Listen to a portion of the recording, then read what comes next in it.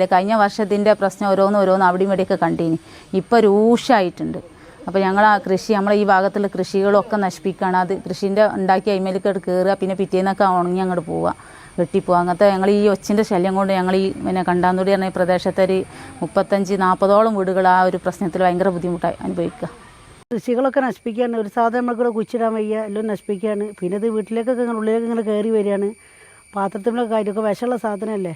ഇത് നമ്മൾ ഓരോ ദിവസവും ഇങ്ങനെ 100 വന്നാൽ പിറ്റേന്ന് 200 വരികയാണ്. ഇതിന് മുട്ട വിരിഞ്ഞുകൊണ്ട് ഒന്നിൽ 500 1000 വിരിച്ചിലുണ്ടാവുക എന്ന് പറഞ്ഞത്. അത് നമ്മൾ കൊല്ലിനനുസരിച്ച് ഇങ്ങോട്ട് അധികരിച്ച് വരികയാണ്.